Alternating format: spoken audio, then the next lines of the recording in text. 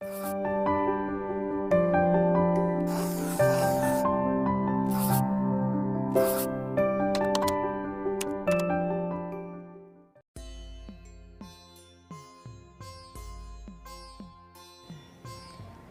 राधे दोस्तों, स्वागत है आपका हमारे YouTube चैनल निशा भक्ति सागर में। आज हम सुनेंगे चिड़ा चिड़ी की कथा, जिसमें हम जानेंगे भगवान कृष्ण की महिमा। एक बुढ़िया कार्तिक का व्रत करती थी, तो उसको भगवान कृष्ण खिचड़ी का कटोरा रख जाते और बुढ़िया व्रत खोल लेती।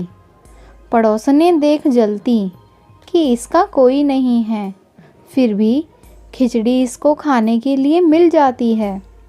एक दिन बुढ़िया कार्तिक नहाने गंगा जी गई।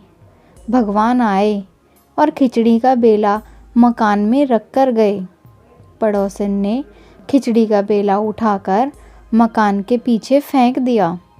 बुढ़िया आई तो खिचड़ी का बेला देखा तो उसको कहीं नहीं मिला।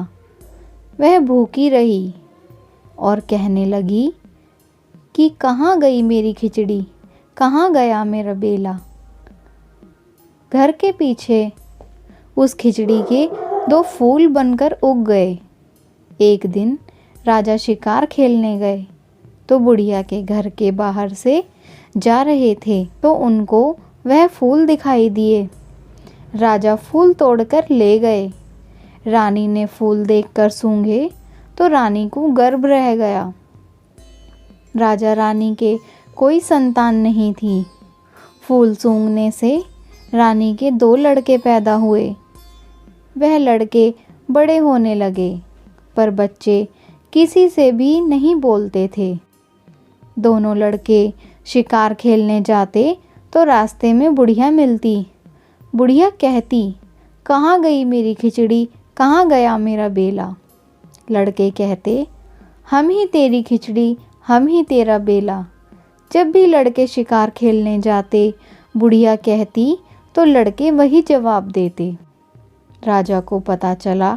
राजा ने बुढ़िया को बुलाया और कहा कि हमसे तो ये बोलते नहीं, तुझसे कैसे बोलते हैं। बुढ़िया ने कहा कि मुझे इस बात का नहीं मालूम, लेकिन मैं कार्तिक व्रत करती तो कृष्ण भगवान मुझे खिचड़ी दे जाते। तो एक दिन मुझे खिचड़ी नहीं मिली। तब मैं कहने लगी कि कहाँ गई मेरी खिचड़ी, कहाँ गया मेरा बेला। तब लड़के बोले कि तुम्हारी पड़ोसन ने खिचड़ी फेंक दी थी तो उसके फूल बन गए, राजा तोड़ कर ले गए, उससे हम लड़के हो गए। हमें तो भगवान ने बुढ़िया के लिए भेजा है। तब राजा ने बुढ़िया को अपने महल में ही रख लिया।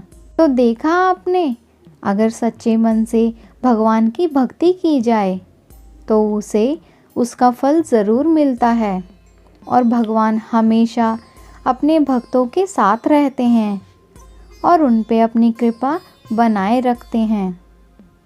तो कैसी लगी आपको यह कथा, कमेंट बॉक्स में ज़रूर बताएं और ऐसी कथाओं से जुड़े रहने के लिए हमारे चैनल को सब्सक्राइब करें। राधे राधे दोस्तों, मिलते हैं ऐसी ही एक और नई कथा के साथ।